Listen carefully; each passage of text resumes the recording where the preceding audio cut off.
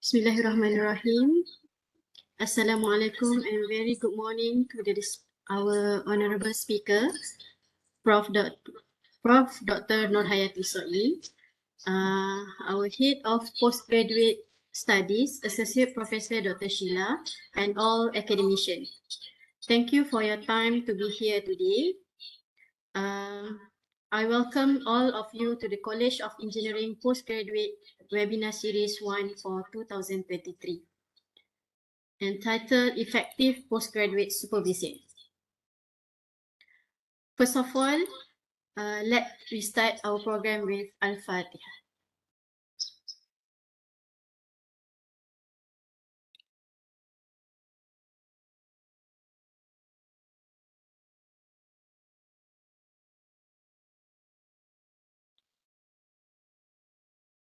Amin ya Rabbal Alamin. I would like to invite our Head of Postgraduate Studies, Associate Professor Dr. Sheila, to give a few words. Over to you, Dr. Sheila. All right, thank you very much, Dr. Habibah. Okay, so a very good morning, and we would like to welcome everyone to our postgraduate webinar series 1, 2023. I believe it is still not too late for us to wish everyone here a happy and successful year ahead. For this year, 2023, the Postgraduate Office of the College of Engineering, UiTM, has scheduled student development activities for every month. So we came up with a training calendar for every month, which actually would address the attributes, the domains of a researcher basically. So we kind of follow through a researcher development framework that we have identified, and it should actually build a student to be a good researcher. So do look out for our training and development schedule that will be released soon. And as the first webinar series of the year, we place the emphasis on supervisors as the pillar for the students. So we know basically research programs mainly revolves around the student and a supervisor. Thus, the success of a student is a reflection of the supervisor themselves. So therefore, the build of a successful student could be traced back to effective supervision, and which actually brings us to today's webinar, which will be delivered by our invited speaker, Prof. Dr. Nur Hayati So'i from the Department of Electrical Engineering, University Malaya. So Prof, we are delighted to have you to kickstart our webinar for this year. And we hope this seminar would be fruitful for everyone here, and as well as we are recording it, so we will basically upload our session into the YouTube as well. Okay, so with that, I hope everyone would benefit and it will be a fruitful session. And feel free to actually have any questions. Feel free to place it in the box so that we can actually have an interactive session at the end of the webinar. Okay, so I think with that, I pass back to you, Dr. Bib, for the conduct of this webinar. Right, thank you very much, Dr. Sheila. Okay, next, let's me introduce you our honorable speaker, Prof. Nur Hayati. Okay, Prof. Nur Hayati is a professor at Department of Electrical Engineering, Faculty of Engineering, University Malaya. She is graduated from University of Liverpool, UK in 1999 and obtained her PhD from University Kebangsaan Malaysia in 2006. She is currently the Director of Center of Printable Electronics, University Malaya. Her area of expertise is in microelectronic, in reliability of integrated circuit, semiconductor device, IC design and semiconductor modeling, and also in microelectronic system MEMS. She has supervised more than 50 postgraduate students and has published over 100 articles and journals since 1999. So with that, I pass the session to our speaker, Prof. Over to you, Prof.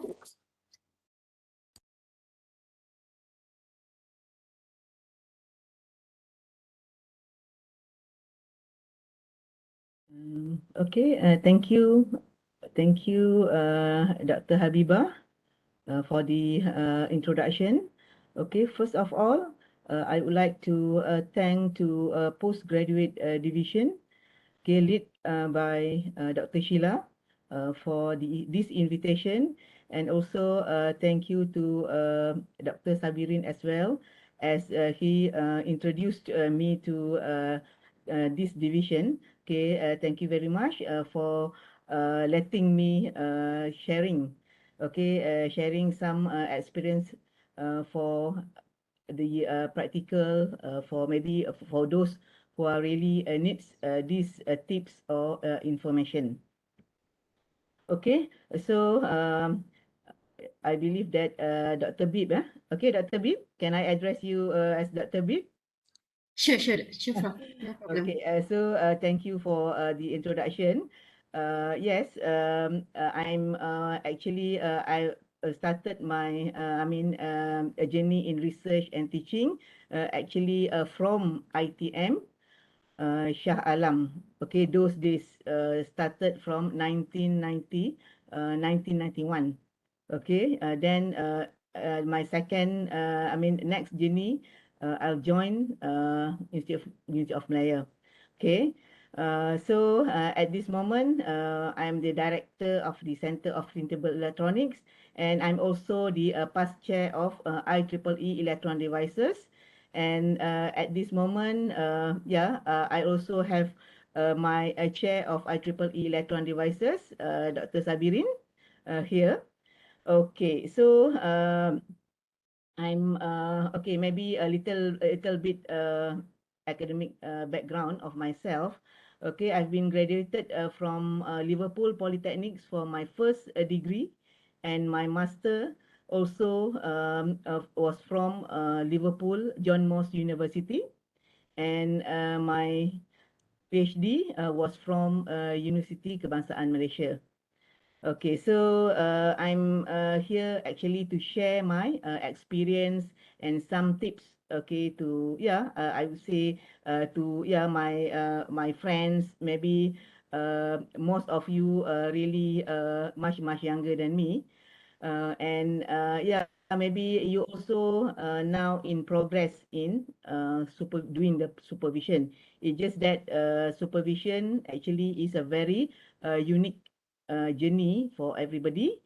Okay, different different case. Okay, or different student we are having a different technique or different approach. So today, thank you for letting me to share my experience for maybe to move forwards, or maybe they are very new or young staff to explore the postgraduate supervision. Okay, on my first slide, actually, I believe that when we are talking about the effective postgraduate supervision, I would like to share a few photos that, to me, it is the output of the effective postgraduate supervision. So these are, I would say, half of my postgraduate students that have been graduated. Okay, I experience in supervise local students. Okay, with these photos. Okay, if the UITMs groups can observe. Okay, I have Dr. Hanem from UITM. Okay, College Kejuruteraan, and then I have Dr. Maizan also here, and I also supervise American student, Dr. Christopher, and Dr. Leah from Beijing, right? So these are the to me the success, okay, which can satisfy myself in post graduate supervision. Okay, so let us start just with the introduction. Okay, so I believe that when you are talking about the postgraduate supervision, it is about research projects, dissertations, or thesis, right? So of course, it is a something like apart from teaching, right? Even though UITM, other universities or IPTA, they are not research universities. I believe that there must be the duties or a task for the lecturers to do supervision. Okay, so that's why we have to know that how to build up or how to sustain the relationship between the supervisors and students.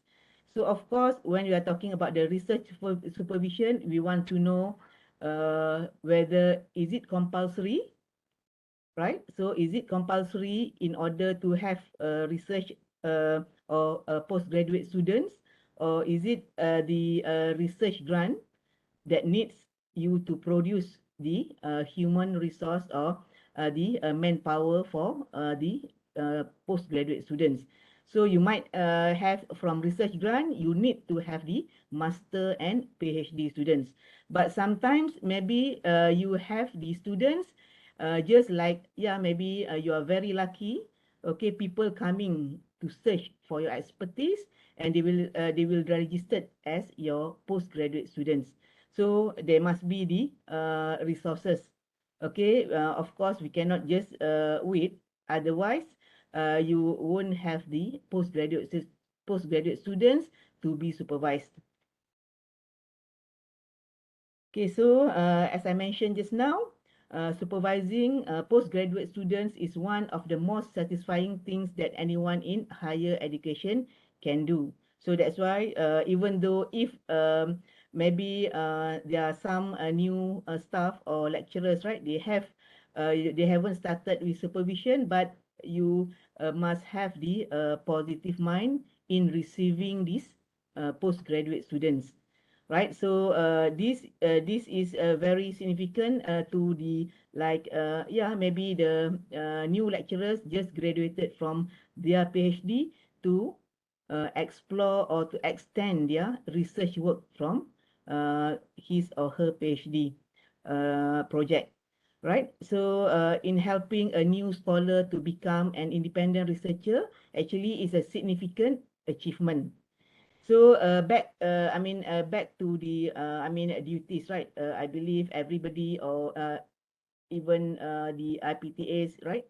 Universities, they are having different KPIs for academicians. But nowadays, for the KPI of research, I believe all universities already put, maybe yeah, appropriate percentage for us to do the supervision and to have the number of graduated students as a requirement, right? But in order to do this supervision, of course, yeah, we cannot have the experience first, but we need to have the tips. Okay, we need to develop the skills, right? So unless you already have or experience the supervision journey, right? For one or two, then of course you are going to upskill or you are going to improve your supervision skills. So of course, yeah, experience you have to start from from now in order to get this experience in postgraduate students. Okay, so many students and supervisors stay in contact for the rest of their academic careers, and some even become lifelong friends. So this is also important that this is okay, you need to experience this journey, okay, and you need to achieve the target that you can ensure that your postgraduate students achieve the success, and then you will see that actually your PhD students or master students will become your colleague, right? That's why you need to have like a very yeah, conducive environment in supervision. It's not like once finished 3 years or 4 years supervision in PhD, then everybody yeah, I would say like lost contact. So we have to actually to build up our relationship in terms of research yeah, networking. So we have to continue our relationship. Okay, so however, we are not all born with an innate ability to provide high quality supervision the first time we take on a student. Most of us need some guidance, right? I believe that everybody, even myself, right? Um, I knew about research, right? during my PhD registration, right? Because I did my master, it's not by research, but by coursework. So I've started my research actually, officially by doing my PhD project. So of course, when I joined back I need to explore. Okay, I need to work hard, try to supervise my PhD students and master student uh, the best, right? Even though actually I feel that we are not ready yet, but there is no platform to, make sure that all new lecturers ready 100% in order to take the duty of postgraduate supervision. This is what this postgraduate division unit, right?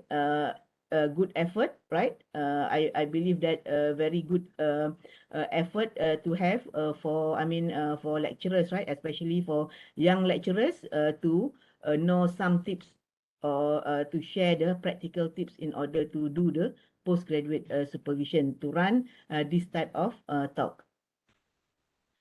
Okay, so the relationship between a graduate and an academic supervisor is critical to the, for example, success of the learning experience, sense of satisfaction of both participants, okay, development of research skills, and shaping of successful career trajectories of both, okay, the student and the supervisor. So actually, when we are talking about these postgraduate supervisions, actually it is from, you have to be sincere. Right. Yes, we have our objective, right? You need to have the number of postgraduate students for maybe for a few requirements, right, to fulfill. But we have to make sure that we do the supervision peacefully.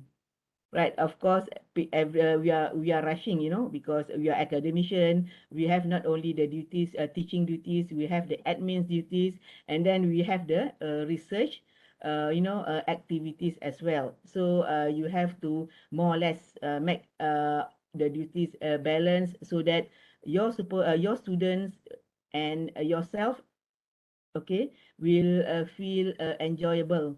Yeah, of course, enjoyable finding the solutions to the problems, right? There is no such such thing very easy, very easy scenarios when we are doing our PhD and master. Of course, we have problems, but we have to make sure that both parties, right, supervisor and students, okay, yeah, of course, they are doing the solution to the problems, but we have to make sure in a peaceful manners, right? So satisfaction, of course, we cannot have 100% satisfaction, but it is win-win.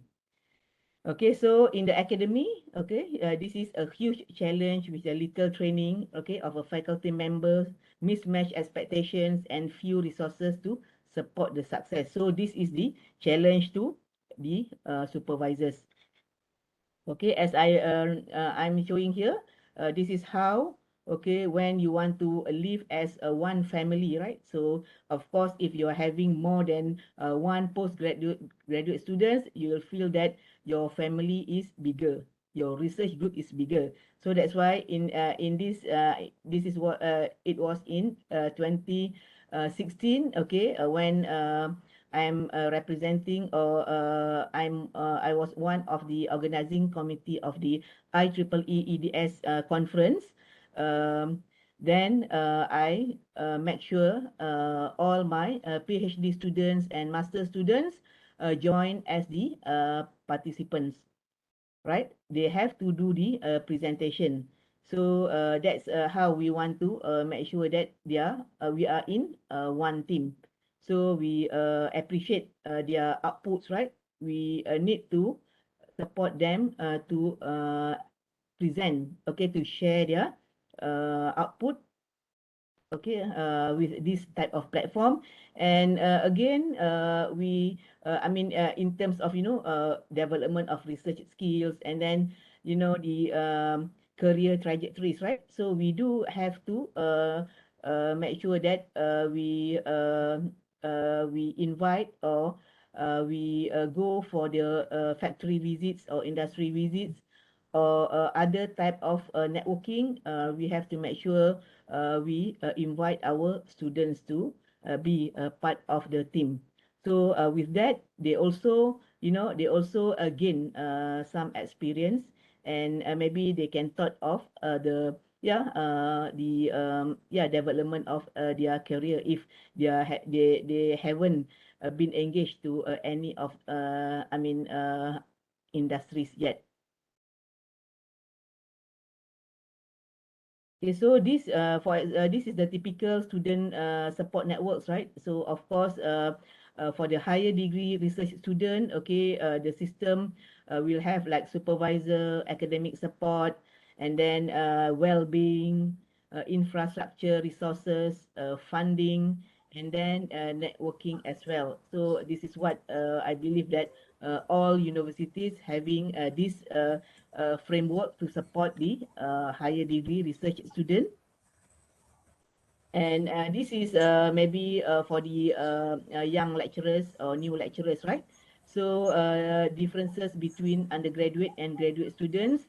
And as from my experience, okay, of course, when you want to do your postgraduate supervision, you need to have student first, right? If you don't have student, so you have no opportunity to supervise unless you have the co-supervision duties from your networking. Of course, from the, universities, right, you have the duties for the undergraduate supervision where you can groom your undergraduate students so that they can be very potential postgraduate students. Okay, this is one of the tips how to find or how you want to search for the potential postgraduate students, especially master student, right? So you have to groom your undergraduate student in your final year. Okay, here you can see that, yeah, of course, you have the experience uh, in supervising the undergraduate student. So, of course, you can see the difference, right? When we are talking about the undergrad students, okay, so you have the inexperience in terms of research and lab exposure. And then time commitment available to the research experience, and then mental and social maturity. So for the undergraduate student, of course, they got 2 semesters, I believe, to complete their final year project. But during these terms, this is where the platform very important to make your student to make your student really appreciate your expertise.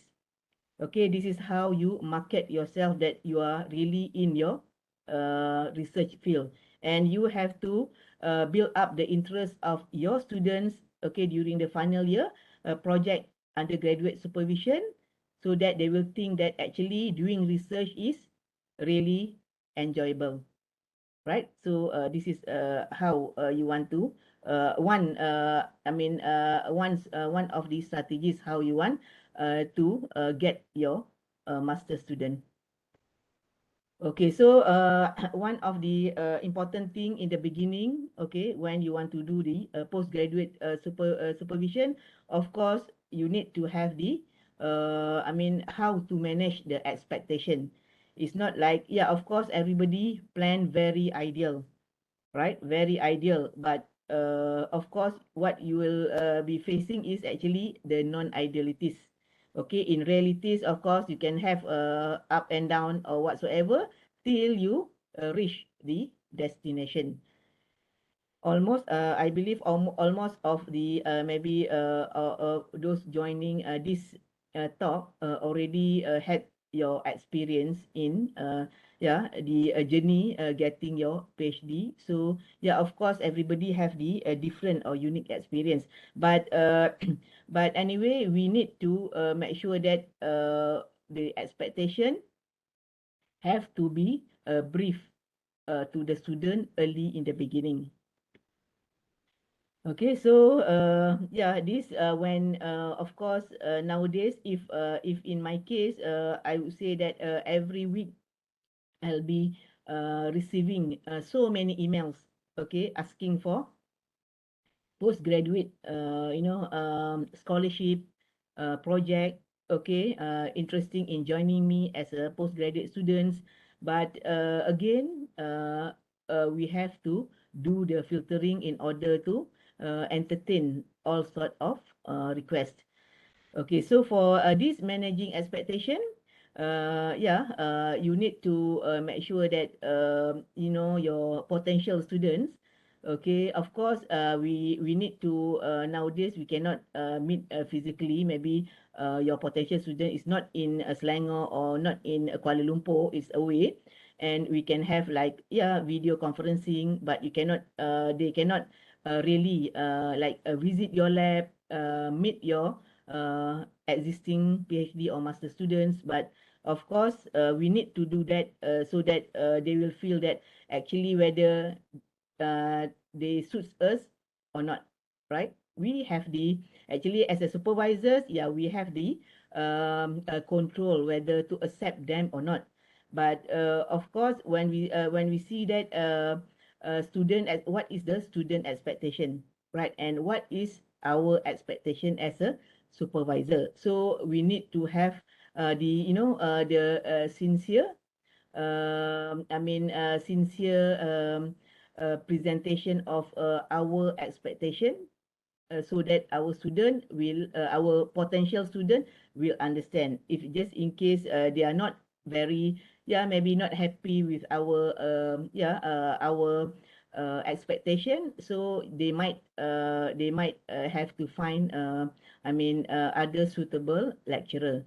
So maybe in the first meeting you'll find very you think that you have a very potential good supervisor, and then they will maybe in my experience, I will let my potential postgraduate students to mingle around with my existing postgraduate student in the lab without without myself in the lab, right? So they will, they will freely interview my PhD student, master students, so that maybe they can have the positive and negative points before they do the application to be my postgraduate students. Okay, so for the new supervisors, of course, be patient, and you have to yet supportive in demand. Okay, so newly qualified supervisors can be among the most demanding because they remember the intensity of writing and preparing for a viva. So this is for the new supervisors. So this is in terms of the technical content, right? Because of course, in terms of technical contents, I believe the new supervisors, they just graduated from their PhD, right? Very fresh. So they are very energetic, right, in terms of the content. But in terms of experience, right? So this is what they have to, they have to be guided, right? So guided in order to realize all the technical contents that they are already had, right? Because having recently watched their own work being subjected unforgiving scrutiny in the context of a viva, new doctoral graduates can in turn impose demands when they come to supervise and or examine. So this is for the new supervisors, okay? To me, or even not new supervisors, right? We cannot impose whatever that we experience as a student those days, right? So of course, different supervisors, right, having different styles. But please take the positive one, right? Don't apply the negative one to your students, right? So of course, you will think that now is your turn, of course, right? So you have the power, you have everything, right? So you have to make sure that whatever that being done to you, that you have to continue to apply it on your student, right? So this is, to me, is very important. So please make sure that only take the positive points from your ex-supervisors, okay, to practice it, to practice in research activities or supervision activities. Okay, so actually PhD is more expedition than sprint. Okay, so try to remember this, particularly in the early months, because your new student will no doubt experience plenty of falls downs and blind alleys as they grapple with the literature, realize that accessing data might be tricky, and worry about their methodological preferences. So sometimes, you can imagine that you are new supervisors and then you have the first students, right? So this is where you need some effective strategies from maybe the guidance from the departments, right? So such as a workshop, and then the guidance from the seniors. So you need to have the some ideas, right, for the new experience. But even though if you are having only one, two, maybe you still need to be guided, because different student will have different unique cases. Okay, so this is what I'm going to share, the expectation, student supervision expectations. But sometimes in the beginning, you might feel this is not important. But from my experience, I believe this has to be done early in the beginning. When you start doing the supervision, right? It's not start doing the supervision, but start meeting the potential student, right? Because you need to have this expectation. Otherwise, they are not happy with this style, right? Expectations, they might find the new potential supervisors. Okay, I just give some examples. So what do supervisors expect from their students? Yeah, of course, from us, you might need the independence, but from your students, they think that once they already completed their final year project, or they are just not from they are from industries, they will feel different whether they want to be independent or they want to be really 100% supervised. So they need to know that. And then, like, high standard of writing, are you going to to do the proofreading, or are you going to make the correction on your own, right? So we have to explain to our potential students all writing, what is the quality of writing actually needs for postgraduate thesis. And then about the regular meetings, very important, right? Don't in the beginning, you need to draw the line, okay, guidelines that actually meetings you expected once in a week, right? So maybe the students feel that, okay, in the first semester, 6 months, this is some sort of honeymoon, right? So you just read and read, but you don't have to meet your supervisors. So you have to be very strict in the beginning, that you need to have the expectation that the student need to come to you for the discussion. So it up to you, how do you want to manage, okay, whether advice will be followed, right? So you need to spell out what are your expectations, and do the students agree with your expectation, or you can find the solution, which is maybe give and take. For example, when we are talking regular meetings, right? So of course there will be no static schedule, right? So you are very flexible, and as long as you have the meeting, but it doesn't mean that you have the static schedule for them. So you still can negotiate, right? Okay, so it is essential that supervisor and student should clarify their mutual expectations, right? So supervisor should also be able to guide students on how to set up effective feedback mechanism. So sometimes we are very eager, right? Because we are looking forward to do the supervision, but actually we don't know the expectation of our students. Okay, yeah, of course, everybody want to have the tip-top student, right? So that can have, we call it as an ideal, can follow graduate on time, right? GOT, but actually it is non-ideal case. So that is why, first of all, you must be right in the, we call it as filtering of your postgraduate students. But of course, we cannot filter 100%, right? So you cannot have the ideal case. But that's why we have to prepare with these expectations. Okay, so expectation alignment between supervisor and master or PhD student. So actually the aim is to clarify, okay, clarify and align different understandings, right? Expectations regarding your PhD project. This is what happened, expectation, right? Of course, sometimes, the process to apply the postgraduate, programs, okay, it involves the preparation of the proposal. So in this case, right? So once you met your potential student, first of all, you need to you need to brief them. If like myself, okay, I need the students to prepare the proposal for the application, right? So that they have to do the literature review study, they have to discuss, they have to read my existing or the latest publication in order to to prepare the proposal. So that is our expectation. But some students, they are coming, okay, they are coming with, to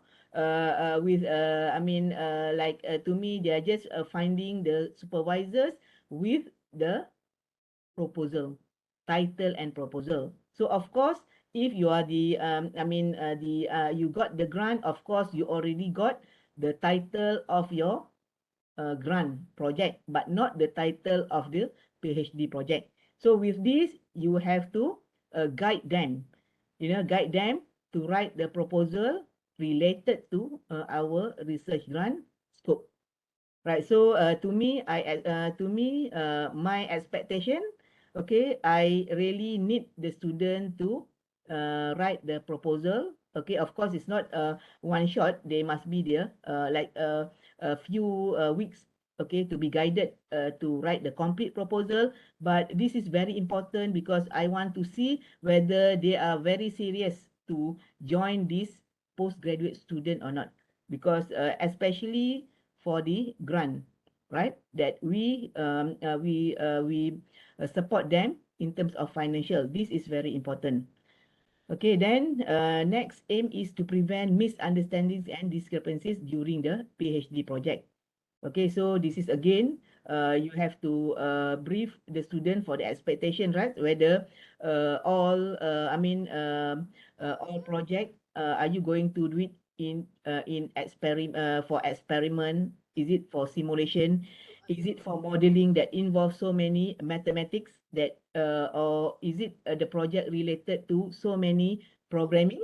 Right? Maybe some students, they are not very good or they are not interested in programming.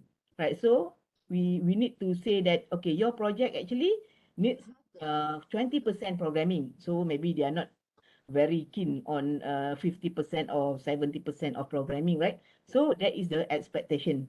So you need to be very, very clear. So to me, the important thing is the supervisor need to really understood, right?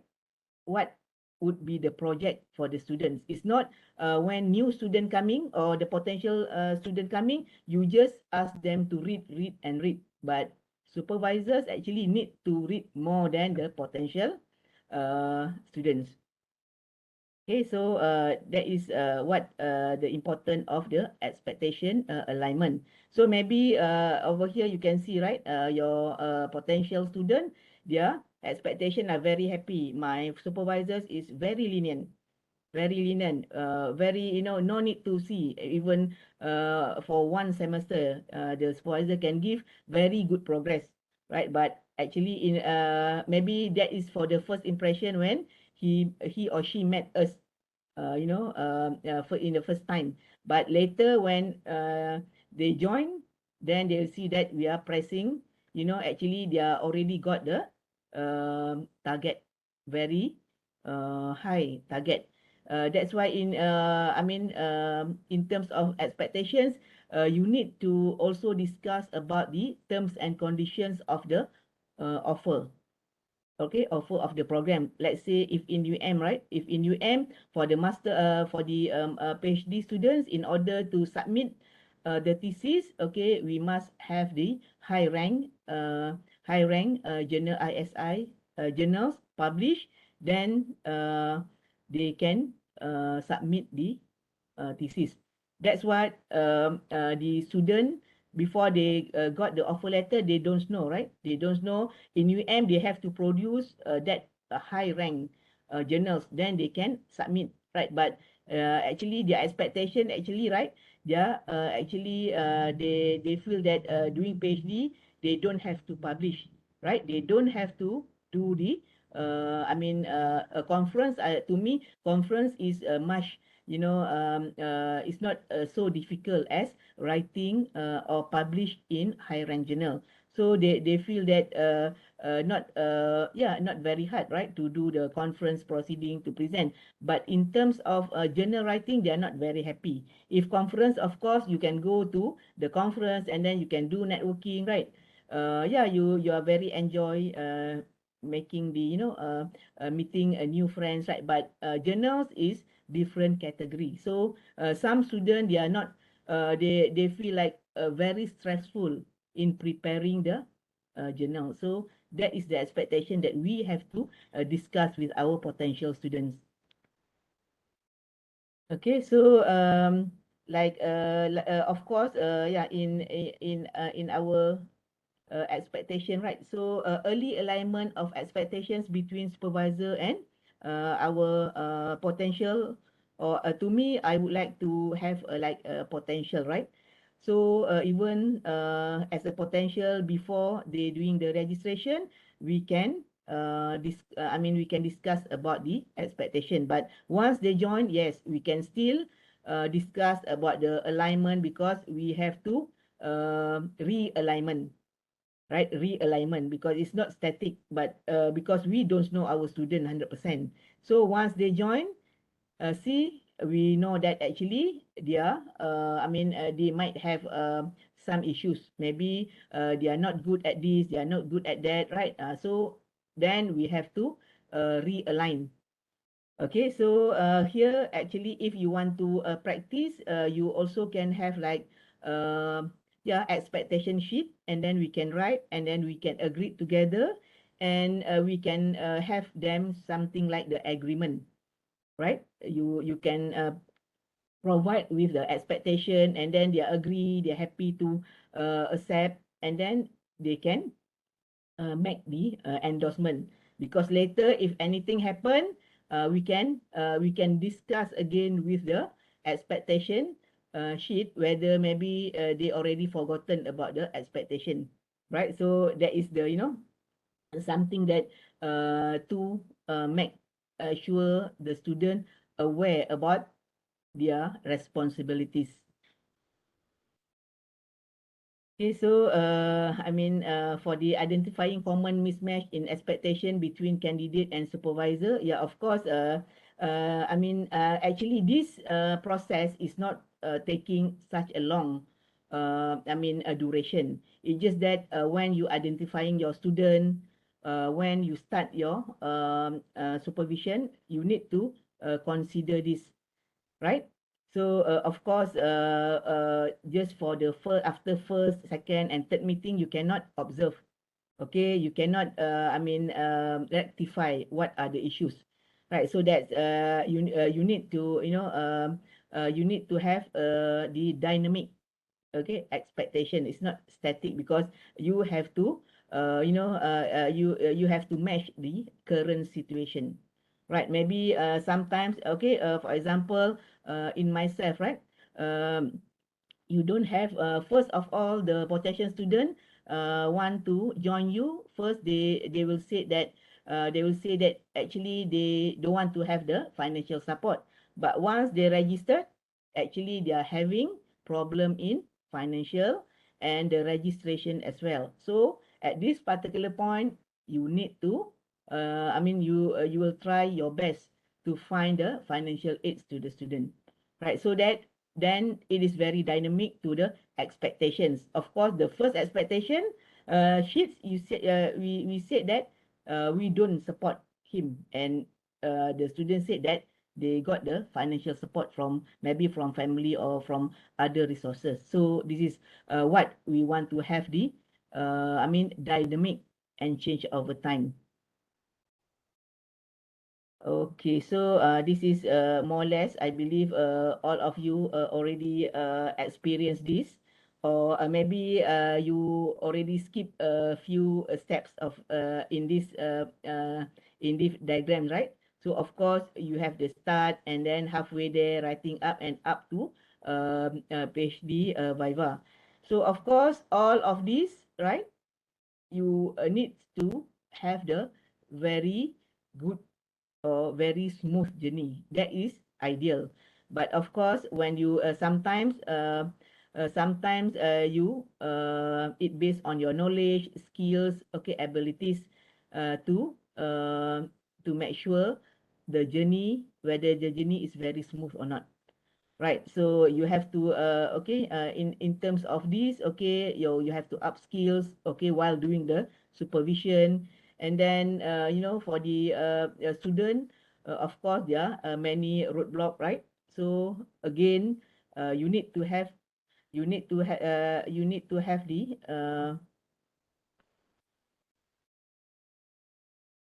sorry okay, you need to have the strength to support your student, right? Okay, because your student is very new to this, we call it environment or situation, right? They don't even expect actually when doing the PhD, actually even literature review also is very difficult.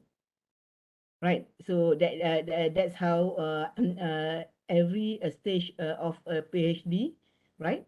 You have to be there with your student, right? Even sometimes the student, they are not actually they feel that literature review is a very easy, right? So they can stay at home, right? They can stay everywhere, but without the output of the literature review, because during the semester one, yeah, of course, you do the literature review 50%, but you have to do it effectively. So that is the duty of the supervisor, right? And up to the writing up Viva. So this is your journey. You can imagine that if you have one student, yes, you can really, focus. But you have more than one student, right? So you need to have very good time management.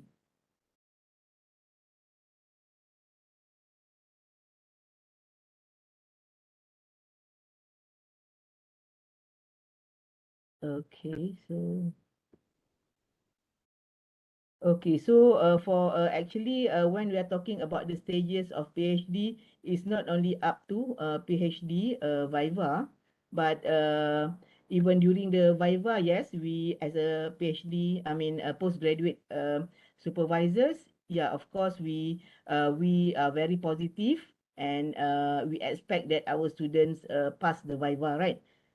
Pass the Viva and also with the corrections. But actually when the students doing the correction also, we have to be there with them, okay, to support in doing the uh, correction accordingly, right?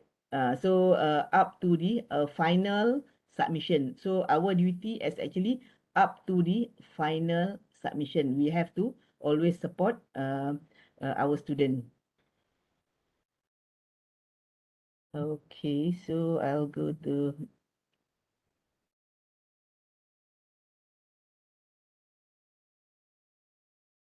okay, so these are the stages in postgraduate supervision. I believe most of you already started or already have a few graduated PhD students, right? So this is what you have to, to me, as a postgraduate supervisor, you need to support even the student. Yeah, support means proposal preparation. Support means it's not you are the one who provide the 100% proposal, right? So you can give the inputs, but not writing the proposal for them, because this is how you filter your potential students. And then the funding also is very important, right? So before they join us, you have to make sure the financial support for your student. And then for especially the new, the new staff, right? It is important for you early in the beginning, right? So you need to know about the regulations, right? Regulation means, okay, when to do the CD, candidate teacher defense, when to do the presentation, right? So we need to know all the regulations given by the faculties or by the schools, right? So of course, you need to do, you have to train them in doing the good literature review, right? Good literature review, and then the output and about the training. So we need to be very, dynamic in finding the platform for our student to improve their skills. Yeah, of course, we cannot train our student on our own 100%, but I believe in universities, right, such as, yeah, postgraduate studies unit, right? And then as a faculty, as a university, there must be the workshop, there must be the talk, there must be the seminars, right? We have to make your students registered or active in participation. Again, with the literature review. Okay, literature review. Yeah, I know that you already graduated your PhD, right? But once you join your duty as a postgraduate supervision, you need to read more or in advance compared to your students, right? Because you have to share the latest information to your students. Okay, that would make your student actually alert that you are reading, right? You are getting advanced information, right? That is what research is. It's not that, yeah, I've already done my PhD, I don't want to read, I just want to read just a little bit. But actually, being a postgraduate supervisor, actually, you have to read more. Okay, you have to spend more time in doing reading, right? That is from my point of view, right? In order to make sure that, because when you do the discussion with your students, you are not looking for the ideas from the students 100%, but you need to propose also from the background of the technology. So that's why if you are talking about now is 2023, let's say you are reading the 2023 articles, then you will share with your students, just in case your students are very busy doing the project, doing the experiment, they don't have time to find the latest articles related to their project, right? So that is what I practice.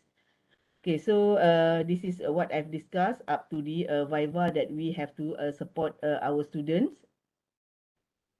Okay, also this one also I already explained about this. Okay, so this is the most important thing. Okay, most important thing that keeping the research on track and monitoring progress. Okay, if we are not really focused on tracking, so the output will not be to me, maybe, yeah, of course everybody looking for graduate on time, right? But again, for the research grant holder, we are looking for the milestones, right? If you fail to keep the research on track and monitoring progress, so this might give a bad, impact to our research grant project, right? So of course, for this aim, there must be the progress project or PhD or master progress monitoring by university, faculty, department. That is like for maybe 6 months, right? Every 6 months you have to fill up or submit the online form. But now we are focusing on the individual supervisor, right? Individual supervisor, since you have the expectation just now, right? Then you need to do your very effective. You have to devise effective method, such as, okay, how you want to monitor the attendance, right? How about the appointment, and then reporting progress in group. Okay, are you going to have the group presentation monthly, so that everybody or all member in the lab aware that they must have the output, because monthly they have to present in front of, I mean, in the team. But individual appointment, yes, because the same style will not suit all types of student. Okay, you cannot comment the negative things in front of the groups, right? So of course, the reporting progress in group, okay, you have the presentation once in a month, but that is the presentation comment technical.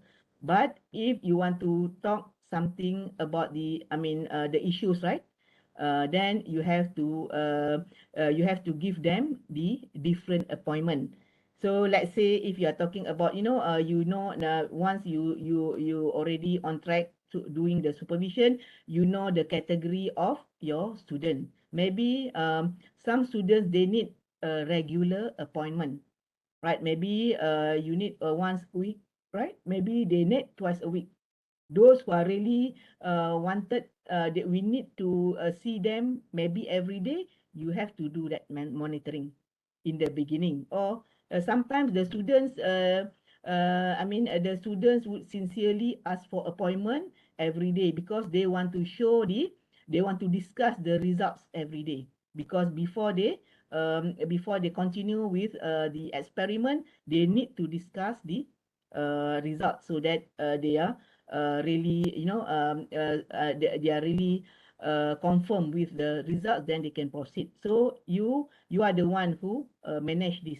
Okay, you manage this effective schedules for this, we call it as a non-idealities, right? So it's not ideal. Tracking method of achievement, for example, literature review, right? To thesis write up. For the thesis write up, actually, you need how many draft, right? Maybe it's not only one first draft. Maybe in my experience, I did experience to have more than 15 draft of PhD. Then they can do the submission.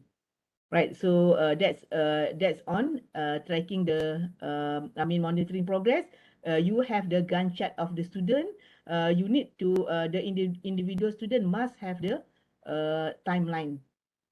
So we both of us have the record. So that's why we have to follow up with that. Okay, so of course, as I mentioned, it's not ideal. Of course, yeah, even from the small problem to a very, very huge problem. So tips for supervisor, okay. To me, this is, yeah, beyond our control, right? Problems, right? There are many types of problems, but as a supervisor, of course, you have to be mentally and physically strong, right? So to face this, you have to, be prepared, right? Physically, why? Of course, as I mentioned just now, if your students, read 3 articles, then you have to read more, right? And then if you are doing about the networking, right? You networking, of course, nowadays it's not only online networking, right? So if you have you want to do the collaboration, you want to send your students to the lab in other IPTA or other research institutes, you are the one, okay, because you are the leader, you have to go and bring your student, have the first discussion before you let your student doing the collaborative experiment, right? So it needs physical, you need to travel then, right? Of course, nowadays it's online, yeah. Maybe after this pandemic, right? PKP, yes, more online. But to me, before the PKP, right? Yeah, we need to have the meetings exposure physically and mentally. So of course, yeah, you must be mentally strong, because we are the supervisor. We cannot have a very stressful mind, right? So everything should be positive, right? Everything must be, you keep on finding the solution, right? So of course, keep patient and don't give up. And okay, I believe for Muslims or for other religions, of course, we have to pray for our students' success all the time, right? Okay, so as I mentioned just now, you if without any student, you cannot do your supervision duty.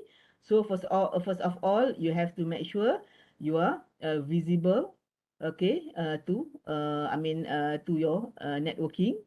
How to then you can use this as a platform how to get the candidate. Okay, so yeah, you need to understand your institutions and your department's policies and approach to allocating supervision. Okay, this is important because when you go to the seminar, when you meet people around, right, you need to sell the program.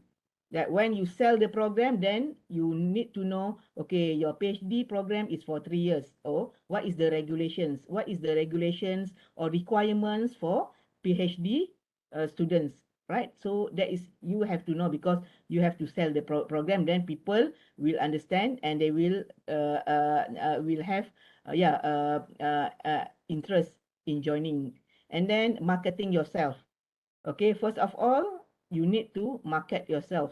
Okay, you cannot sit in your office because you think that you are very good, just completed your PhD, right? So you know everything, right? So you expect that student will come to you and approach and appoint you as a supervisor. So that's why you have to make sure you are visible in your field. Okay, so these are the how to market yourself. I believe that maybe almost all of you already done this, right? To have the visibility in order to get the potential students. It's not only potential student, the good potential student, right? To make the to realize your project. Okay, these are the marketing yourself. So of course, nowadays very digital. You have the research yet. I don't see any problem in terms of the marketing of yourself. It's just that whether your technique is effective or not, right? Okay, effective or not. That means, okay, for example, okay, okay, I just share this with this event, right? I joined. Okay, actually, I love to join the efforts of university for the promotion. So of course, you are marketing the university product, but at the same time, actually, you are marketing yourself, right? So even though this event is actually for school leavers, for the undergraduate students to get more undergraduates, right? But actually you can see that actually the audience, right, or the participant is their parents. So this is how you want to market yourself to their parents for the research. And if you you actively join the students' activities, right? So this is what I've mentioned to you, right? You have to physically and mentally strong, because you need more times, right? You need to bring or accompany your students to the competition, to the conference, right? Then over there you meet many people from industries, and you can talk about you can introduce your expertise and your program at university. Okay, so this is the undergraduate events that I involve to bring our undergraduate students to the industries and to the special workshop to groom them. And then where I met the industry people over there. And this is, I believe, even for the conference, activities, joining conference, seminars. Yes, I know that almost all of us join this conference, right? So of course, expectation, yeah, attend talks, okay, a bit of writing, downtime, a local excursion, right? If during, during the ideal conference, and then meet new people in field, yeah, but reality, yeah, of course, I believe that we are not doing this, but in reality, maybe we are not, we can fall asleep in talks, okay, and then not really focus. Yeah, of course, we have the networking, but what the most important thing is, okay, what did you do after coming back from conference? Right, of course, during the networking, right, you have the dinner, networking dinner or whatsoever, right, a networking coffee. But later, once you, completed you go back to your university, did you do the follow up? So that is the target. Okay, you go to the conference. Yes, of course, you do the presentation. Then, of course, you must have the second objective for the networking, effective networking. That means you get all the business card, name cards, right? So what did you do? Okay, this is what I practice.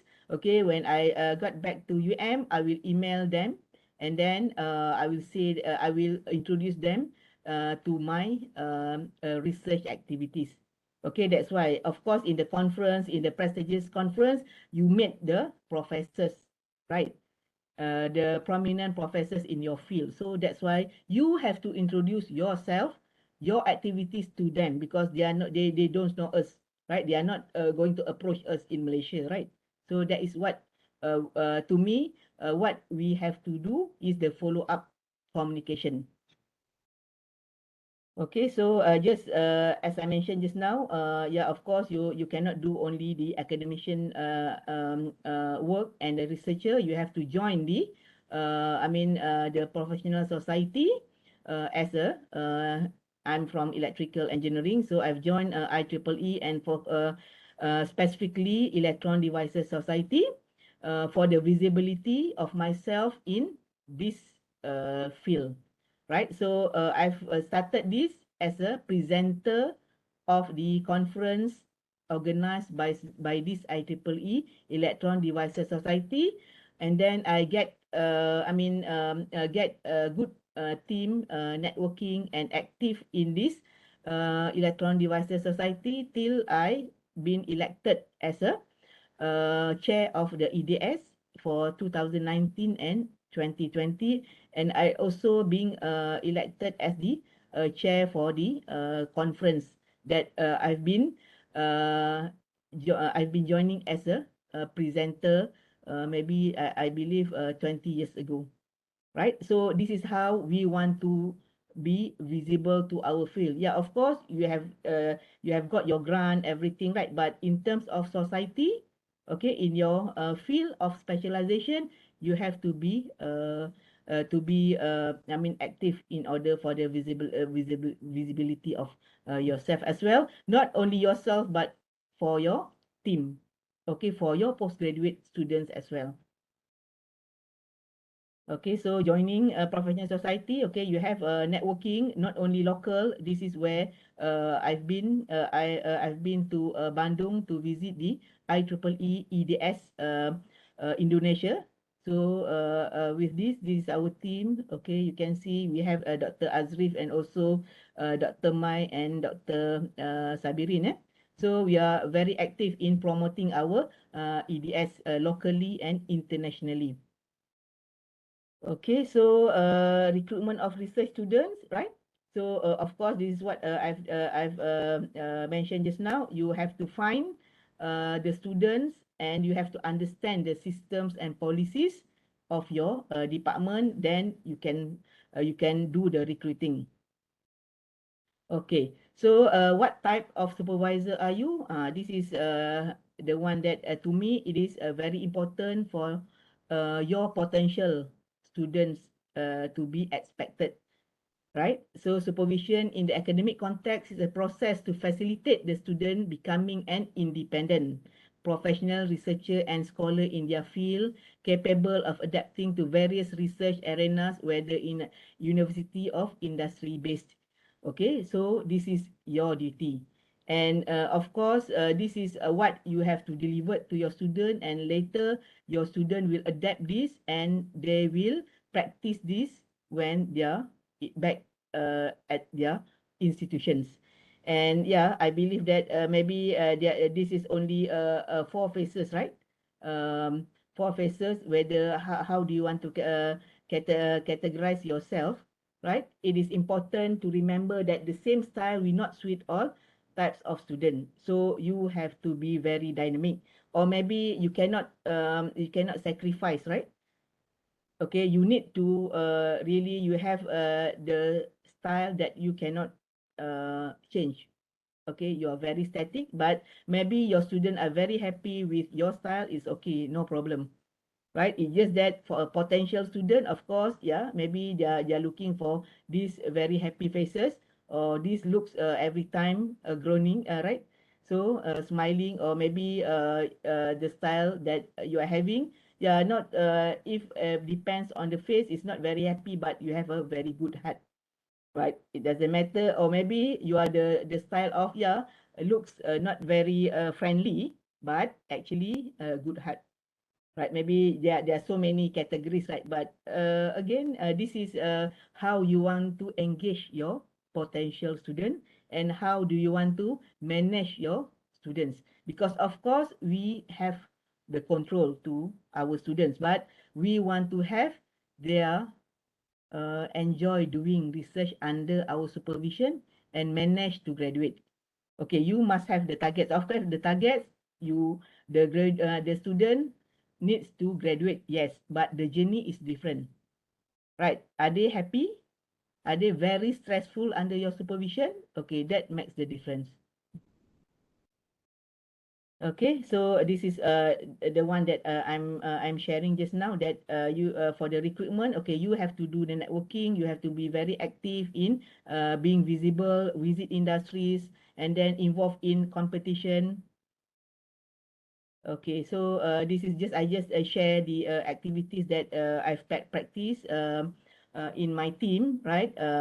We have to, we have to make our we have to make the involvement of our postgraduate students to organize the conference. Okay, especially if international, of course, they will be involved in the the plenary speakers, right? So they have a good improvement in skills. And then we have the, of course, to make them yeah, you need to have, because our students, our teams actually human. So you have to make sure it's not only IQ, we need to have the emotional EQ. So make sure I will make sure that we have the gathering, right? For example, Hari Raya gathering, or maybe we have the birthday gathering, right? So we have my first American student, Dr. Christopher, already graduated. And then for the Hari Raya gathering, even, yeah, this is what we want to have, like a family in our research team. And then, okay, this is building collaborations that supervisor have to lead on building collaborations, and we have to we have to make sure that the involvement of our postgraduate students. Okay, this is when a Swedish professor visiting us for the talk IEEE, and this one also I've brought the first my PhD students, Dr. Nisa and Dr. Chris, visited Prof. Uda's UNIMAP lab, okay, to introduce the collaborative research and using the equipment. Okay, so of course, visibility is not only local, international networking, yeah. Yeah, as I mentioned, yeah, you can involve in the conference, but what is the difference? Effective, yeah, you already presented your work, but what would be the impact? The impact actually we are looking at the what is the long-term impact. So you have to make sure that you do the follow-up. Okay, this is the group of the microelectronic design in Pakistan. So they already visited us in Malaysia twice, right? So that is the follow-up from my session as a invited speaker in Pakistan 2 years ago.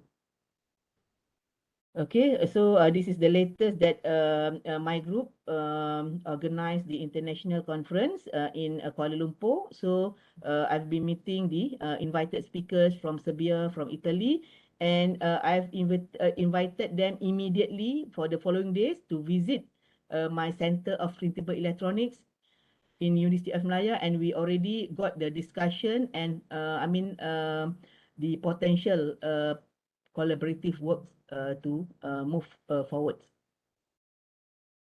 Okay, so again, this is I'm doing, okay, I'm showing the international networking where you can do it while, you have the opportunities. If you go for conference, you have to think not only presenting your paper, but the effective networking, right? It's not, you have the name card, but you have to make sure you do the follow up.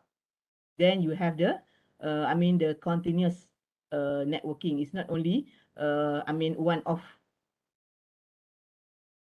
Okay, so this is my group where we have the, as a finalist on in 2017, but we already won the Newton Prize prior to this 2017 for the collaborative research with Liverpool John Moss Universities. Okay, so this is the visibility that I joined for the IEEE EDS, right? So this is very important for you to, especially for the networking, and then also it's not only for networking, but this is to groom our young lecturers to be visible in their specialization. Okay, so this is maybe this is the one that I missed just now when we are talking about the supporting the student, right? So of course, during the Viva day, we still have to support, and before the Viva, yeah, we have the whatsoever how many times for the mock Viva, and then we have to or we have to support our student till the Viva session. But of course, during the Viva session, we cannot back up our student. But in terms of preparation, we need to all out to make sure our student do the best. Okay, so for the conclusions, I believe that I've already shared the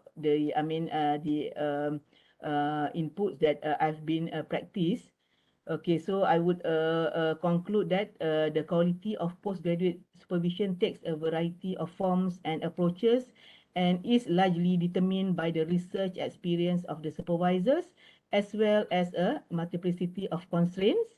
However, the major determinants of the quality of supervision within the institution include the manner in which supervisors understand and play out their roles, the supervisory approaches, supervisors employ, access to student support facilities, including student financial support services. Okay, this I show you the award that I got.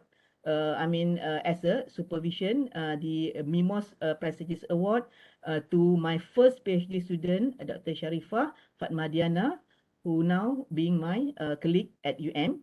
So we won the MIMOS Prestigious Award for PhD thesis. So actually, once we started the supervision, we don't even know about this prestigious award. But Alhamdulillah, finally, we won this based on our collaborative project with Liverpool University, UK. Okay, so I believe that's all from me.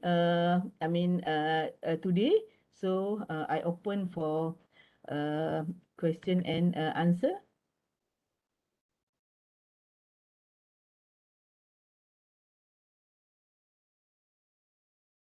Thank you very much, Prof. for great sharing.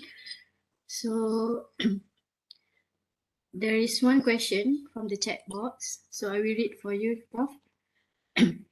From T.S. Shahrul Fitri, during the realignment, if let's say the student was not good at numerical analysis and find someone that able to help the students, is it a good practice to invite that person to be as a co-supervisor even though that person does not have PhD? The student say to pursue the PhD degree. Thank you. Okay, thank you. So, yeah, actually, when we are talking about the co-supervisor, we have to make sure that what would be the more or less percentage of contribution, because I believe there will be the policy how many co-supervisors can be involved in that project, right? So otherwise, if they are looking for numerical analysis, right? So we can just appoint as a like a so-called it's not co-supervisor, but it is the advisor or um, we call it as a um, like a collaborator, right? Because you are looking at this numerical part, right? So it is not necessary to appoint as a supervisor, because actually like the programming, right? Because nowadays they are multidiscipline. Okay, maybe yeah, maybe some supervisors, they are not trained at the latest technology in the programming, right? But you can still have the advisor. But it's not the co-supervision. So co-supervision is not like appointment, and then there the duties that they are. I mean, we call it as a term of reference different, right? But we still have the involvement. Like yeah, you still need, because you can appoint them as an advisor within your within your research team. Is that answering your question? Is it okay, T.S. Shahrul?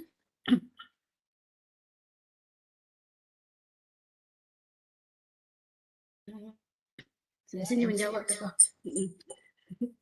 Okay. Any other questions from all participants? Prof. Sabirin.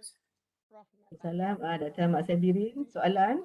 Okey, saya nak tanya, macam mana Prof buat sesuatu, maksudnya membezakan ataupun membahagikan masa tugas sebagai kalau maksudnya tugas hakiki pensyarah daripada apa kita pegang apa-apa jawatan, dan bagaimana kita nak spend time kita untuk become a great supervisor.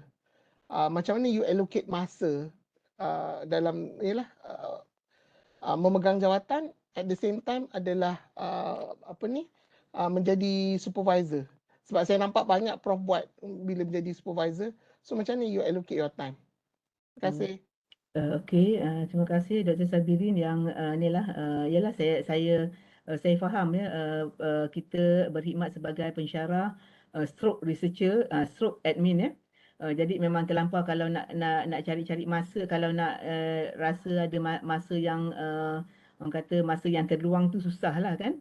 Jadi apa yang kita buat, kita tahu kalau tugas hakiki sebagai pengajar kita PNP ya, pengajaran, we have the schedules, right? So that is a very static lah schedule semester teaching, and then we have we have to make sure there must be the I mean the schedule for the postgraduate student to do appointment with us. Right. So we can say that if Wednesday, unless we are having like for the admin post, we have the advanced schedule for the meeting. But for those that without advanced schedule, that one we call it as a urgent emergency. But anyway, we will, for the expectation, the student will know that when you have to make sure that you inform the student your availability. In 1 week, you have to make sure that you inform the student for the availability, and then how we want to nowadays you have the you have to spend extra time. Salah satu Dr. Sabirin, kita tak boleh bekerja dalam ruangan 8.30 ke 5.30 sampai kita bekerja sampai malam maksudnya we have to be flexible lah.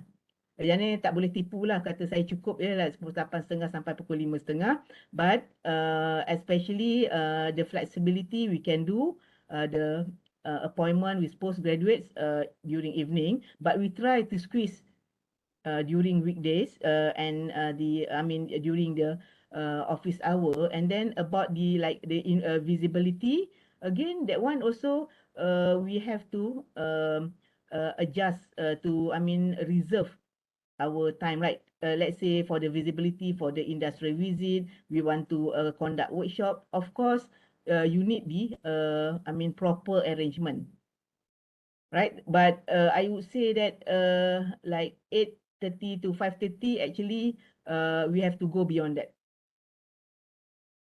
right? Dr. Sabirin? Okay, noted Prof. Terima kasih. Ada soalan lain?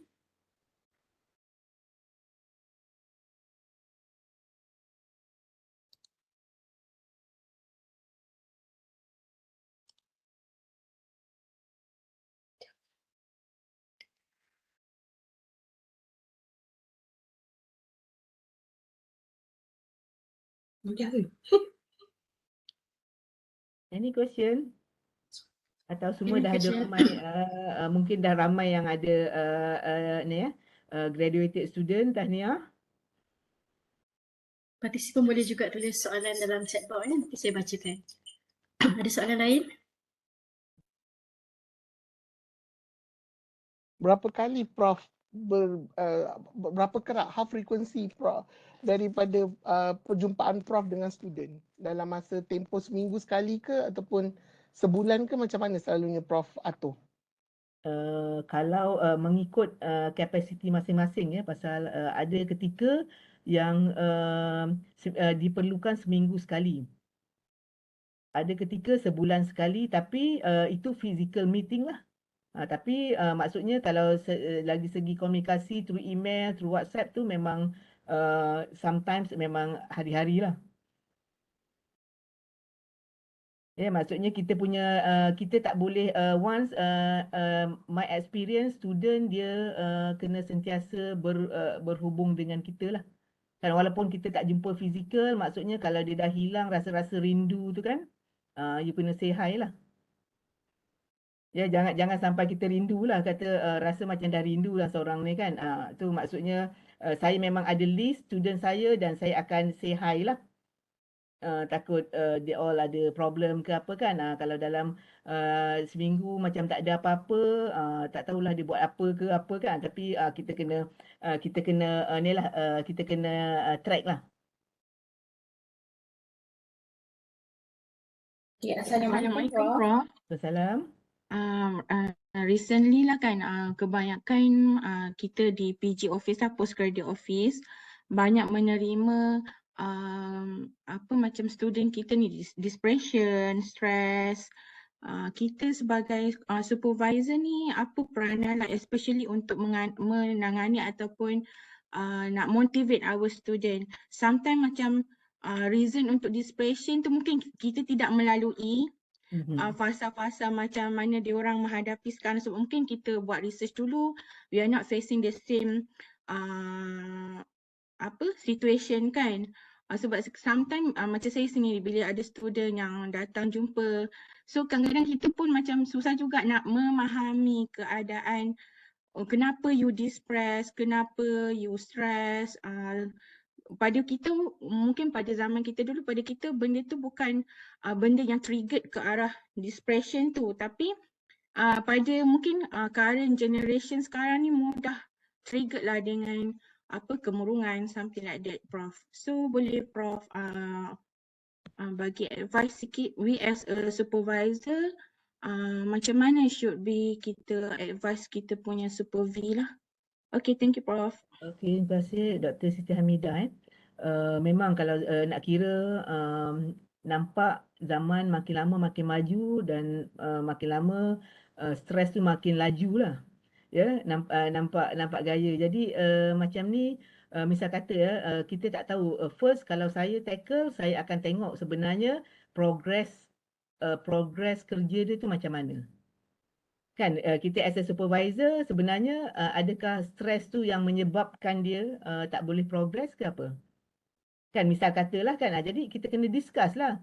Sebenarnya kita memang tak boleh nak orang kata investigate sampai ke apa tu orang kata family problem yang terlampau critical semua tu kita tak boleh masuk campur lah kan. Tapi kalau setakat macam anak family kan, family dia ada masalah kesihatan, kan, anak dia ada masalah kesihatan, ibu bapa dia, yang tu pada saya level yang kita perlu tahu.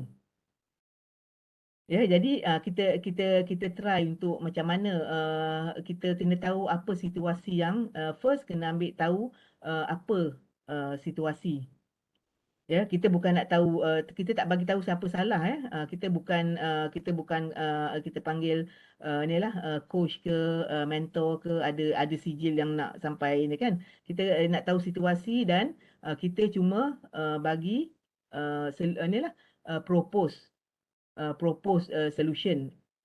Right, macam dia stress lah kan. Saya bagi contoh lah, kita kan sebagai inilah orang kata kaum ibu kan. Mungkin student kita pun kaum ibu juga kan, student pun kaum ibu, yang ibu-ibu muda mungkin ada yang ada urusan untuk penjagaan anak yang mana nak pergi sekolah, yang nak pergi sekolah pagi, sekolah petang, mana babysitter. Saya dah mengalami semua pasal saya pun buat PhD masa anak saya dah 5 orang. Jadi memang sebenarnya betul zaman kita dengan zaman sekarang dia lain kan. Jadi kita perlu tahu apa dia punya orang kata apa yang initiate dia, apa senario mungkin dari segi yang tu, dan kita cuba bagi inilah cadangan. Cadangan, and then kita kena list out betul benda tu tak boleh hilang. Kalau dia ada 5 aspek yang buat dia stres, tak boleh hilang macam tu je. Kan, jadi kita lah yang kena bagi peluang, pasal mungkin dia duduk dalam tu dia tak boleh nak berfikir secara secara tepat lah apa tindakan nak buat. Lagi satu inilah siapa yang for those who are Muslims kita kena share lah apa-apa amalan doa semua untuk student-student kita supaya dia amalkan. Okey, solution memang kita boleh cadangkan. Dan kita kena sentiasa take care lah. Jangan biarkan kita dah tahu dia ada stres, nanti kan sebulan tak jumpa, 2 bulan tak jumpa, you kena kena ada apa tu? Ada orang kata humanity punya kena EQ tu kena ada lah. Pasal kadang-kadang dia perlukan platform nak bagi tahu kan. Dia stres, dia tu. Jadi kita as a supervisor, kita nak biar dia aman, dia boleh buat tenang, dia boleh proceed lah kan. Maksud kita sekarang misal katakanlah tak boleh buat lab, katakanlah saya bagi solution, boleh tak kita tak paksa dia nak datang hari-hari, betul tak? Jadi apa yang kita boleh bantu? Sebenarnya supervisor ni dia tak very rigid kan. Kita sebenarnya nak permudahkan supaya dia tu boleh betul-betul buat kerja, bukan alasan dia pun kena tahu juga adakah alasan. Kita tak nak dia alasan lah, tapi kita nak permudahkan supaya dia selesa tak bekerja dengan ada output. Jadi benda ni semua kena tackle individually lah. Okey, Dr. Siti Hamidah. Okey, Prof. Terima kasih. Ada soalan lain?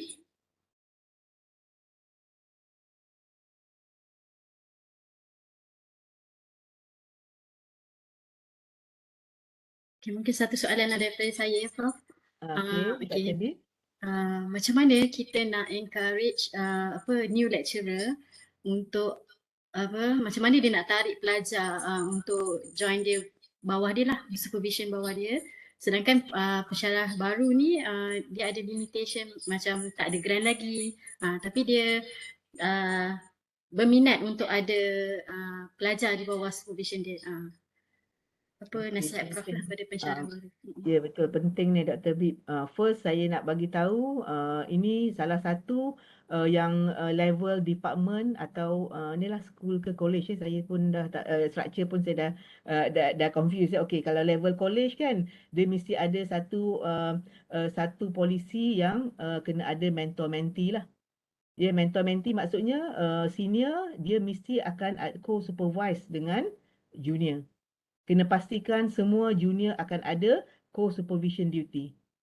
Jadi siapa yang buat kita panggil proses registration atau penerimaan student, kita akan check ya form co-supervisor dia siapa.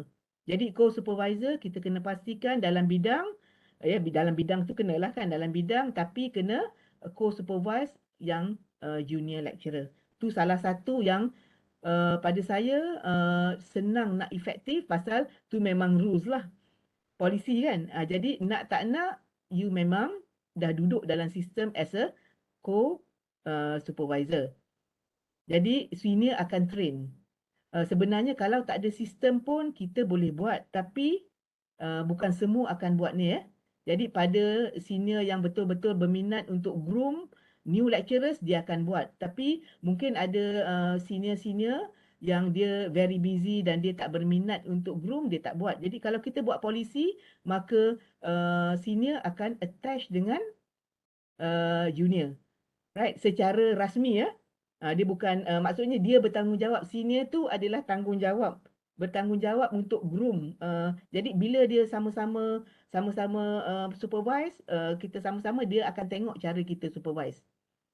Ya, kita bagi roles yang dia buat apa, dan bila kita bertemu dia akan tengok cara kita cakap. Semua kita punya mentee tu akan tengok kita buat cara kita handle student. Tu salah satu. Itu saya dah buat lah. Ya, yang saya practice salah satu memang macam tu, walaupun zaman dulu dia tak ada mentor mentee, tapi saya yang identify lecturer baru mana yang saya nak bawa . Jadi salah satunya for example lah, saya bagi contoh macam Dr. Sharifah tu memang saya buat master bawah saya dan PhD bawah saya, dan sebelum dia balik memang kami dah ada grant dan saya dah appoint dia jadi co-supervisor dan co-researcher as well. Jadi itu adalah plan untuk department atau faculty yang tu kena ada. Kalau ada, maka effectiveness tu cepat.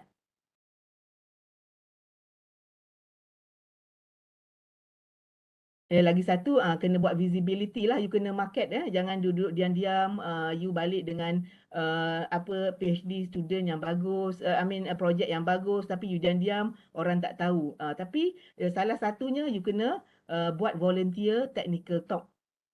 Even dekat sekolah pun tak apa. Private college, there's so many. Right? Dekat MRSM ke, you offer lah. Sekarang lagi senang online. Ini apa yang saya dah buat Apa saya dah buat sejak dari dulu.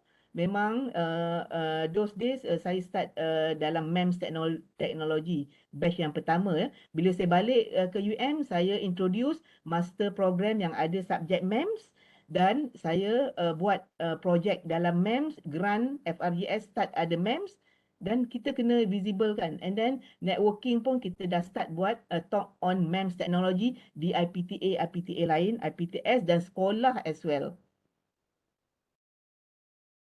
Dia ada banyak cabangan branch yang cara visible tu kena buat serentak Lepas tu salah satu macam bila kita join IEEE kan, kita banyak networking, ada kawan-kawan nak jadikan co-supervisor, tak semestinya dalam universiti kita Kita boleh try yang mana ada kawan-kawan kita perlukan co-supervisor kan, pasal kita punya field. So tak apa, you boleh join as co-supervisor di institusi yang lain. Terima kasih Prof. Okey, sama. Ada soalan lain daripada peserta? Maybe last question.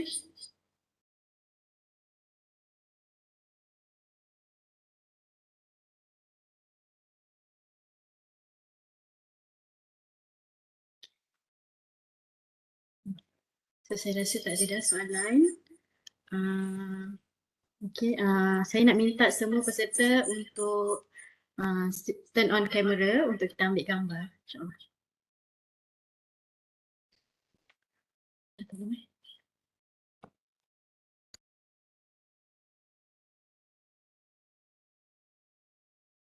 Kita bertemu secara online je lah this time ya.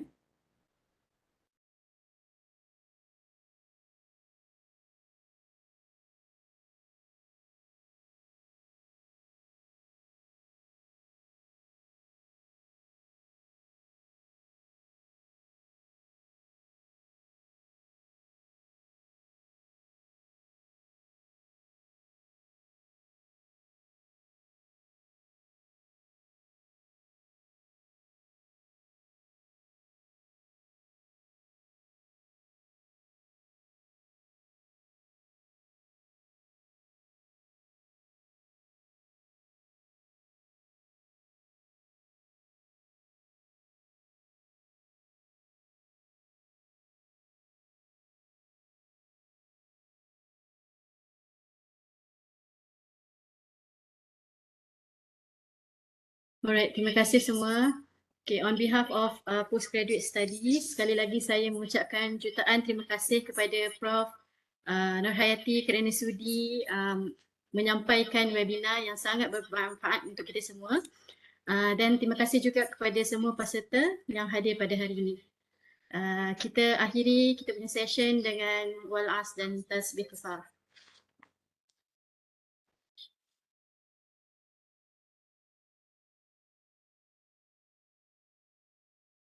Terima kasih semua. Terima kasih semua. Terima kasih Puan Jaya, ya. Doktor. Terima kasih Terima kasih Dr. Bibah. Jangan lupa Terima kasih isi semua. attendance ya semua. Terima kasih.